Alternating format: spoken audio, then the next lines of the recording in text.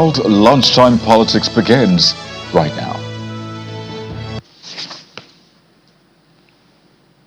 President Tinubu lands in UAE, meets King Charles ahead of COP28 climate summit in Dubai, where he's expected to present Nigeria's stance on climate change and financing.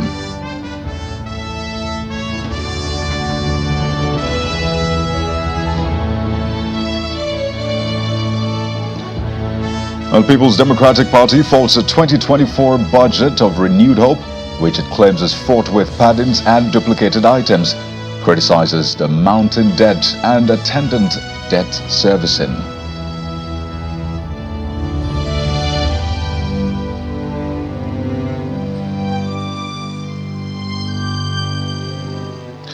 And Edo State Governor Godwin Obaseki breaks silence on his deputy's declaration for governor, says he has no preferred candidate, as he adds that the crisis rocking the PDP in the state is from external interests.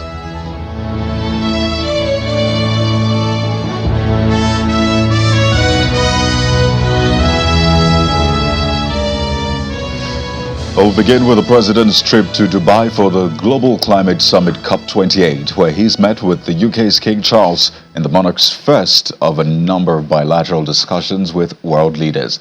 Well, the king said he has been recovering from having a rather ancient birthday after President Tinubu asked how he was doing.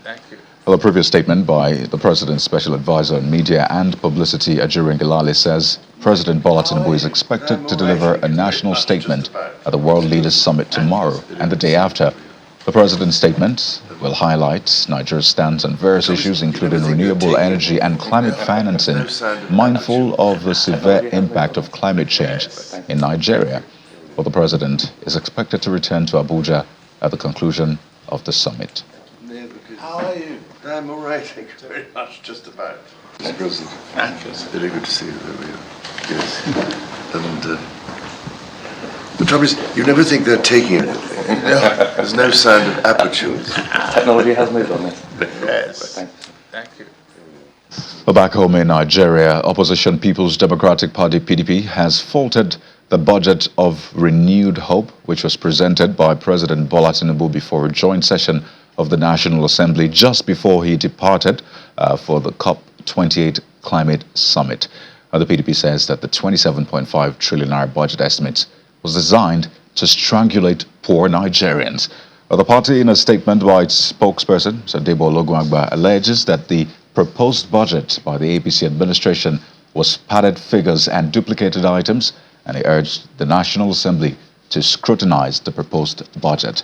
Well, the statement reads further: the budget framework with respect to recurrent expenditure vote of 9.9 trillion naira, capital expenditure vote of 8.7 trillion naira, and 8.25 trillion naira for debt servicing is unsustainable and unrealizable in view of the stated outstanding debt and proposed borrowing, which is targeted mainly to finance consumption, luxury appetite, and debt financing.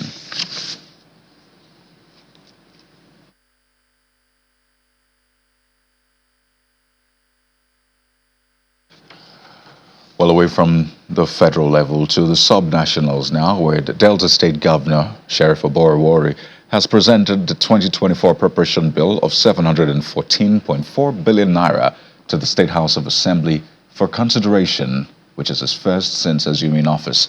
The budget of hope and optimism, as he calls it, is made up of a recurrent expenditure of 316 billion naira and capital expenditure of 397 billion naira, with road infrastructure taking a large chunk of the budget proposal, followed by education.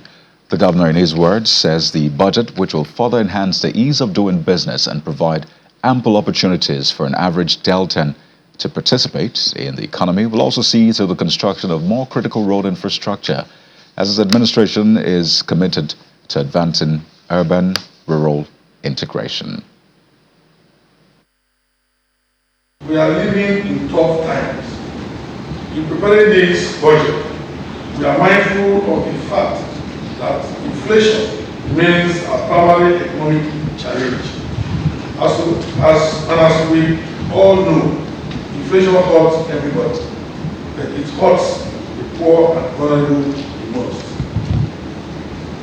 Inflation also has had immense pressure on the budget, slow down economic growth, stifles investment, and requires access to financing. The current operating environment requires us to strike the right balance between maintaining a tight fiscal regime and helping our people to navigate this difficult period and lift as many as we can out of penury. Hence, this budget has been proved the budget of hope and optimism. It is a vision to boost the economy on the path of sustainable growth, boost investments and productivity, enhance the ease of doing business, and provide ample opportunities for the average citizen to participate in the economy. Well, staying with the states, his counterpart in Osun State, Senator Doyediri, has presented its 2024 budget of 480 billion naira to the State House of Assembly for consideration and passage. Presenting the appropriation bill christened Budget of Sustainable and Shared Prosperity, Governor Diri recalled that in October 2023, the Assembly approved the 2024-2026 Medium-Term Expenditure Framework and Fiscal Strategy paper. He adds that the budget proposal was predicated on the assumption contained in that approval, and this will be funded through statutory allocation, VAT, derivation, internally generated revenue, and other capital receipts. We will endeavor to ensure strict discipline, transparency, and due process in the implementation of the 2024 budget. In this regard, the Ministry of Budget and Economic Planning is empowered to regularly analyze, monitor, and evaluate the budget performance against the various government policies, programs, and projects. In keeping with the priorities and goals of our prosperity agenda, the specific objectives of the 2024 budget include: 1, to increase indigenous participation in the ownership and management of businesses in our state. B, to continue to provide relevant, quality, and skilled manpower training facilities in our educational institutions. 3, to mobilize men and resources for a good healthcare delivery system in our state. 4, harnessing our tourism potential to galvanize our state's economy. Pull away from budgets now to the political situation, this time in Edo State, where Governor Godwin Obaseki says the crisis rocking the ruling People's Democratic Party PDP in the state is coming from external sources and not within. Mr. Obaseki was speaking during a stakeholders meeting at the state party secretariat in Benin City, the state capital, where he warned that destroying the PDP amounts to destroying democracy in Nigeria, and he says the PDP is largely responsible for the present-day democracy. Also speaking at the event, the state chairman of the party, Anthony Azegbemi, stressed that the party does not have any preferred candidate for next year's governorship election at this stage.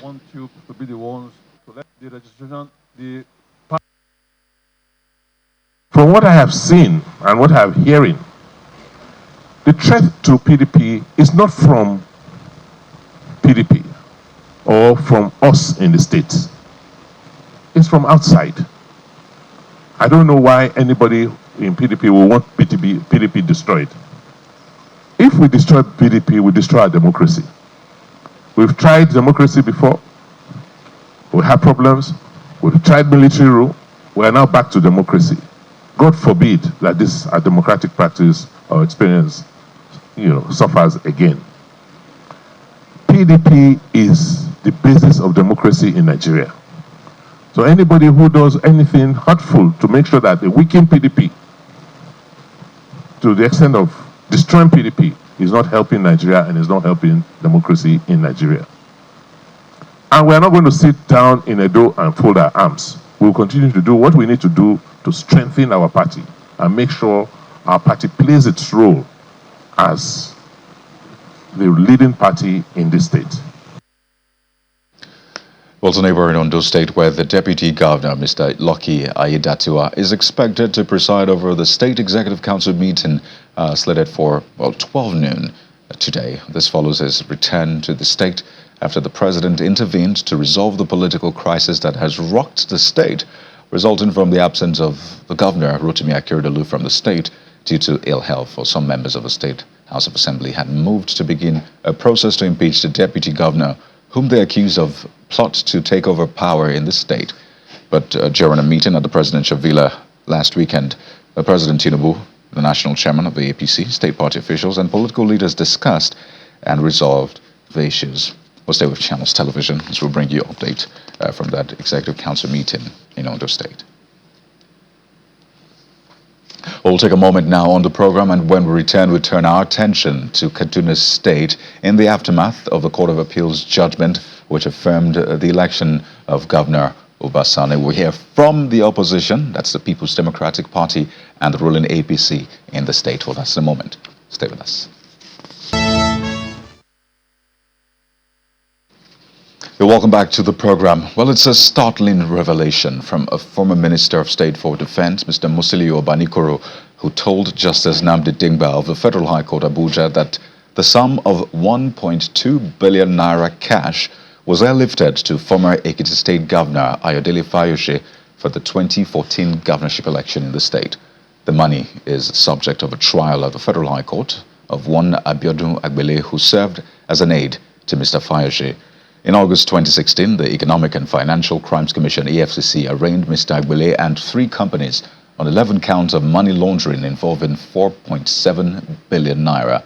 The money is said to be linked to former National Security Advisor, Sambo Dasuki, which he allegedly withdrew from the NSS account with the central bank. But during the proceedings, Mr. Banikoro, who is a prosecution witness in the case, said the 1.2 billion naira, which was moved to Ekiti State for Mr. Fayose, came from the then NSA, but could not say where it was taken from.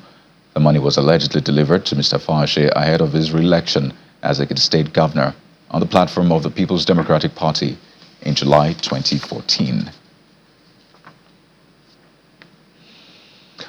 Well, let's head over to Imo State now, where there was mild drama at the premises of the Independent National Electoral Commission, INEC, as the commission, in line with a directive from the state's governorship election petition tribunal, brought in all of the election materials used in the November 11th off-cycle governorship election in the state.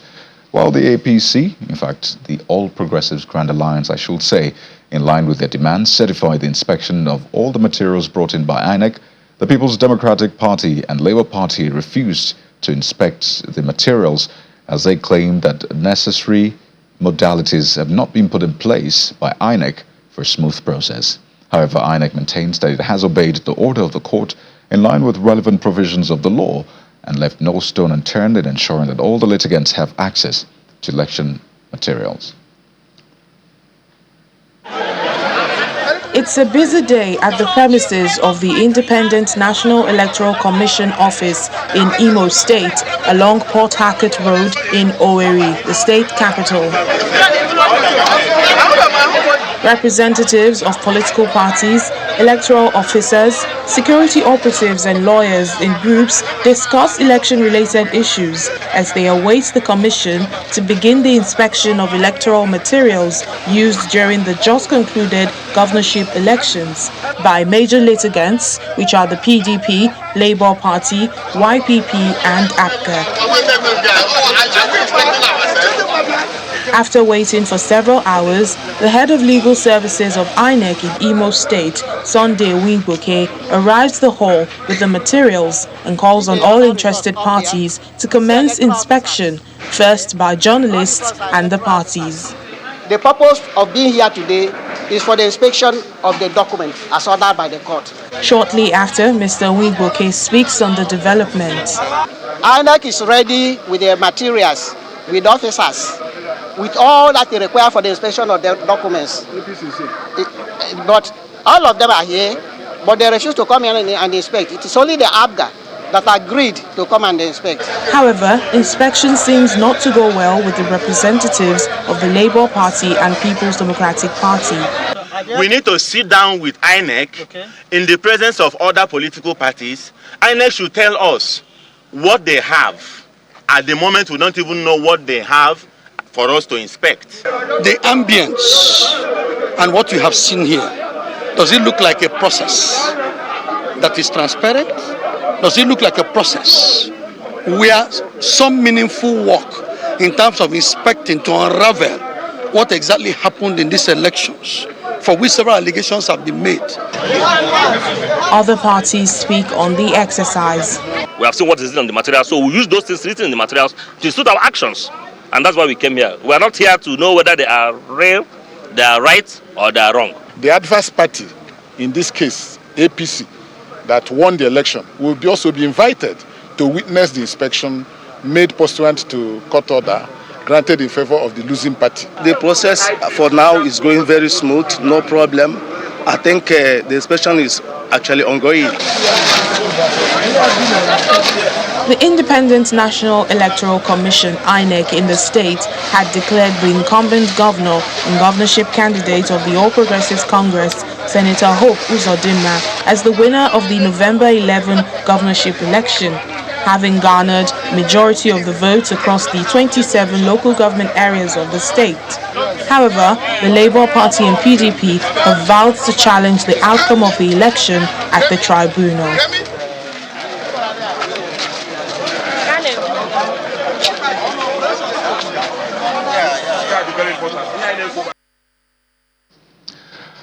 More stories now. In order to stabilize the Nigerian economy for rapid inclusive growth, there's going to be less reliance on borrowing. And that's according to the Minister of Finance and a coordinating Minister of the Economy, Mr. Wale Edun, who was speaking during the breakdown of the 2024 budget proposal by the Minister of Budget and Economic Planning, Mr. Abubakar Bagudu, in Abuja, shortly after the presentation by the President to the National Assembly. We'll take a listen.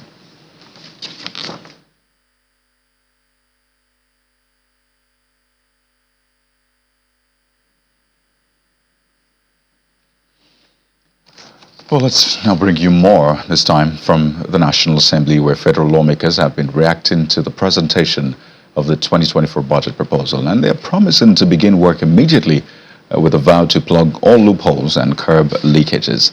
The lawmakers acknowledged the enormous work ahead in order to ensure that the budget is passed before the end of this year. Our National Assembly correspondent, Gloria Mezoke, reports. President Bola Tinubu's 2024 budget proposal struck a responsive chord for many of these legislators at the joint session, who believe there is a huge chance for success, particularly with a planned economic growth of 3.76%. Although the lawmakers have barely a month to conclude the budget defense process, they show a determination to double down on the scrutiny of the budget. And that is the reason why we've called MDAs and scrutinized their performances in the 2023 so that we can see how the 2024 projection can be attained. There are a lot of leakages, and we're working on how we can block those leakages. And amendment that we need to do on the Fiscal Responsibility Act, we're going to do it in order to enhance and bring sanction to those MDAs that pilfer into the revenue generated. Reactions began pouring in on the president's call for expedited action on the 2024 proposal. I don't think it's about the amount of time, it's about how we use the time. We have a constitutional duty to go line by line, issues by issue, and ensure that the numbers, agrees with the shared microeconomic objective. The proposal is bold and courageous. I think that the legislation will have little or not too much work to do.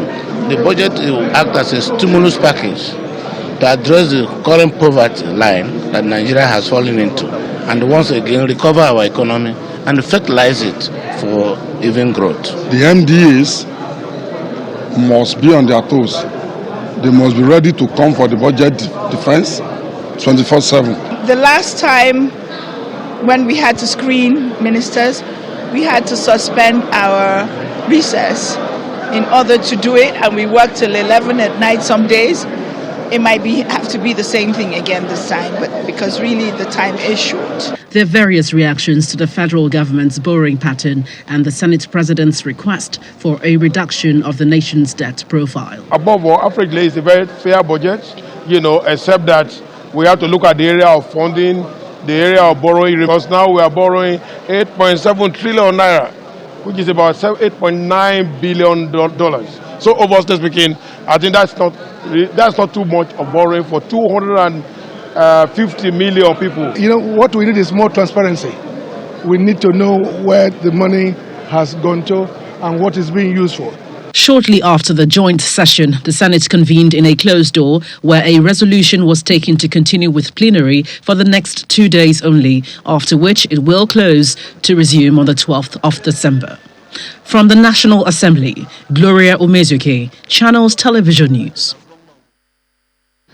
Let's now bring you the conversation on the political situation in Kaduna State in the aftermath of that appeal court judgment affirming the election of Governor Basani of the All Progressives Congress. We're joined by Mr. Danjuma Seriki, who's a PDP state agent in Kaduna State. Joins us from our Abuja studio. It's good to have you on the program, Mr. Seriki.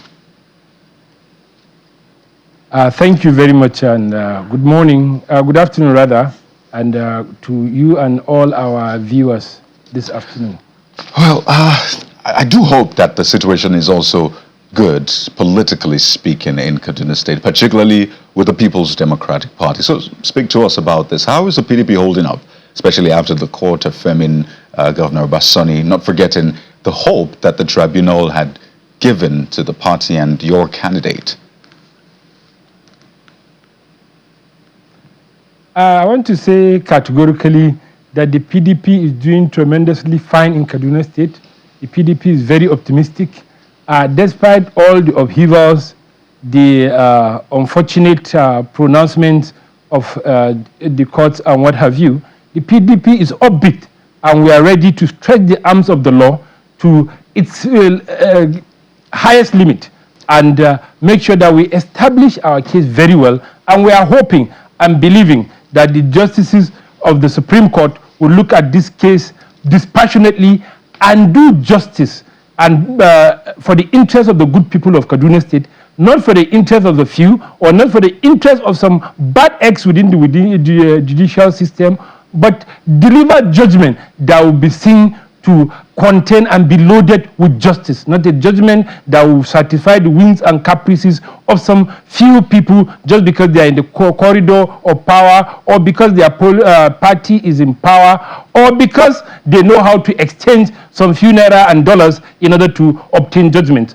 And you can see, we in PDP, we will never be deterred. We will remain very resolute. We will continue to pursue the mandate that the good people of Kaduna State has bestowed on the PDP through its candidate in the governorship election, Right Honorable Isa Mohammed Ashiru, and his deputy gubernatorial candidate, Dr. John Ayuba, who the people came out en masse to cast their vote for. So I want to tell you that the PDP is not relenting. We are not part of. We understand, we know all the shenanigans, and we understand all the gimmicks that the present government and the crop of people we have in the judiciary are trying to drift Nigeria into. But I want to tell you, we will remain dogged, we remain very resolute, and will continue to pursue it until we ensure justice is done. But if they prefer or they choose to push Nigeria into whatever state that is that will continue to lose our relevance before the public and before the Committee of Nations,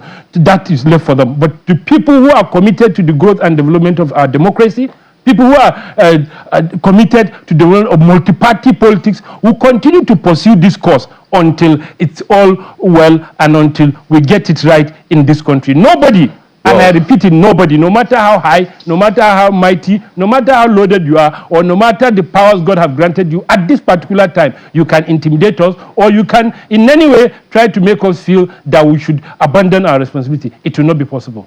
We're also trying to establish, and likewise Nigerians. Right, we're still trying to establish connection with the representative of the All Progressives Congress in Kaduna State, such that we can have this conversation as a balanced one. But you talked about escalating it, this particular case. Has this now been filed finally before the Supreme Court?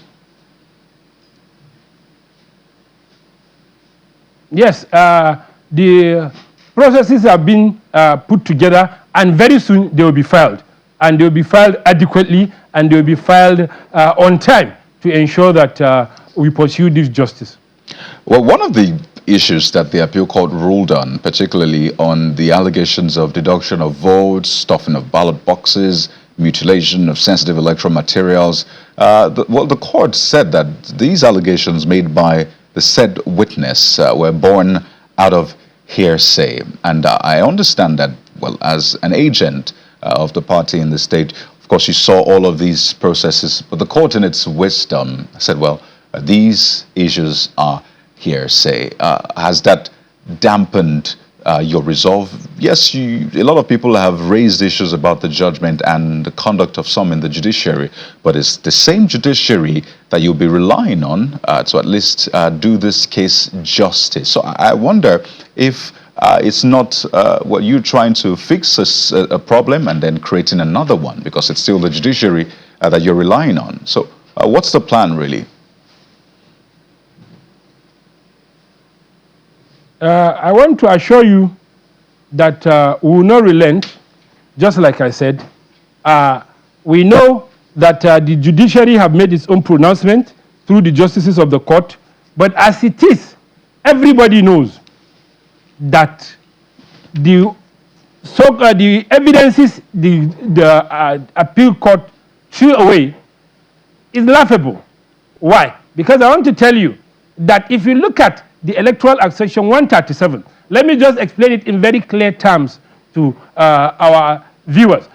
Section 137, I want to explain it in a very clear terms. Section 137 says, anywhere you have evidences, documentary evidences that the alleged non-compliance is manifest on the face of the document, you don't need to call any witness.